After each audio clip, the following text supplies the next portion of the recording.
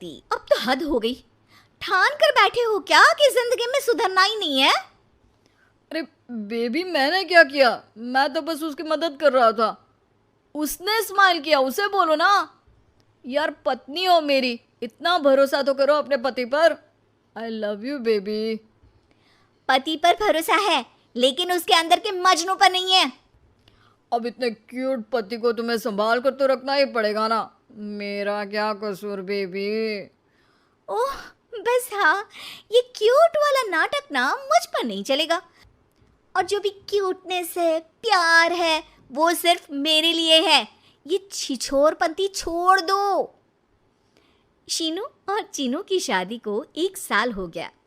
दोनों की है तो लव मैरिज और दोनों के बीच लव भी बहुत है, लेकिन उस लव की ट्विस्ट कुछ अलग ही है जो आप देख ही सकते हैं।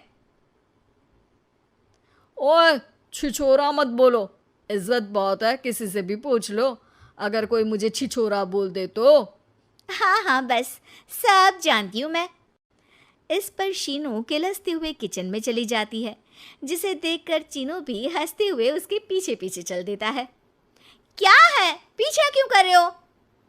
अरे अपने घर में घूम रहा हूँ, तुम मेरे आगे आगे क्यों चल रही हो? उफ़ो, परेशान करके रखा है। देखना, एक दिन रोओगे मेरे लिए, फिर मेरी कदर मालूम होगी। अरे चल झूठी। इसी तरह दिन बीतते हैं और दोनों की नोक झोंक के साथ हंसी खुशी लाइफ चल रही होती है। एक दिन दोनों शॉपिंग के लिए मॉल जाते हैं। आज देखो कैसे तुम्हारी जेब खाली कराती हूँ। अरे मेरी जेब में तो कुछ है ही नहीं, खाली क्या करोगी? अकाउंट में तो है ना? अरे ठीक है, जा शीनू जा, जी ले अपनी जिंदगी। मैं वॉशरूम होकर आता हूँ। चीनू वहाँ से चला जाता है और शीनू ज्वेलरी शॉप में जाती है, लेकिन वहाँ कोई भी उसकी बात तक सुनने को तैयार नहीं होता। अरे यार, मैं भी कस्टमर हूँ, मुझ पर कोई ध्यान क्यों नहीं दे रहा? इतने में चीनू भी वहाँ आ जाता है। करा लिया अकाउंट खाली? कहाँ? देखो ना, कोई मेरी बात तक नहीं सुन रहा, सब बिजी हैं। ऐसा क्या? Excuse me, can you please? Chinu के इतना बोलते ही अटेंडेंट तुरंत उसके पास आ जाती है, जिसे देखकर शीनू हैरान रह जाती है। हैरान तो ऐसे हो रही हो जैसे अपने पति को जानती ही नहीं। हाँ हाँ बिल्कुल, मजनू को कैसे भूल सकती हूँ, पर मजनू अब शादीशुदा है ये मत भूले। शीनू अपनी शॉपिंग कंटिन्यू करती है और कुछ देर बाद सारी शॉपिंग खत्म करके दोनों कॉफ़ी पीने जाते हैं, जहाँ चीनू को रिया मिलती है, जो मिलती ही चीनू को गले लगा लेती है। ओह हाय चीनू, कितने टाइम बाद देखे। आज भी बिल्कुल वैसे ही क्यूट हो, जिसे देखते ही दिल फिसल जाए। इस पर चीनू शीनू को देखकर तुरंत रिया को दूर करते हुए कहता है, अरे रिया, मीट माय वाइफ शीनू। और शीनू, ये रिया है, कॉलेज फ्रेंड। अच्छा शादी कर ली? ओके मैं चलती हूँ, बाय। कॉलेज के मजनू, सब जानती हूँ कौन सी फ्रेंड है।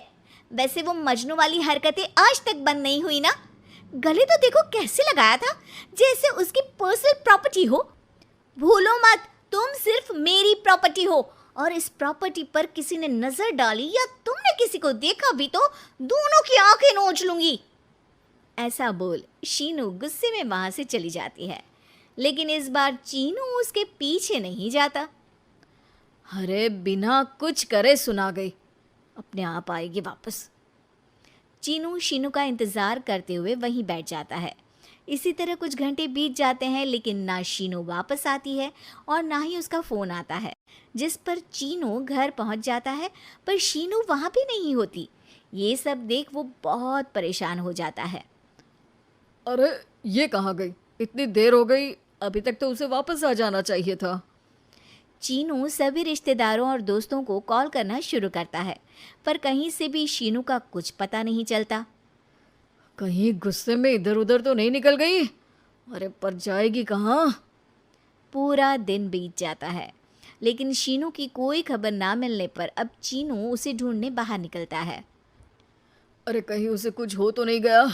नहीं नहीं, मेरी शीनू को कुछ नहीं हो सकता। कुछ समझ में नहीं आ रहा, कहाँ जाऊँ, कहाँ ढूंढूं उसे। अब चीनू सभी पड़ोसी और आसपास के मार्केट में ढूंढ आता है, पर कुछ पता नहीं चलता। पूरा एक दिन बीत जाता है। चीनू परेशान होकर आसपास के सब अस्पताल में भी चेक करने लगता है, लेकिन हर जगह से हताशा ही मिलती है। मैंने क्या कर दिया? वो मुझे अच्छे से जानने के बाद भी मुझसे कितना प्यार करती है, और मैंने इस मजाक मस्ती में अपने प्यार को खो दिया। गुस्से में न जाने क्या कर बैठी होगी। अब उसे कैसे बोलूं कि मैं उससे कितना प्यार करता हूँ। लगता है मुझे पुलिस कंप्लेंट करनी चाहिए।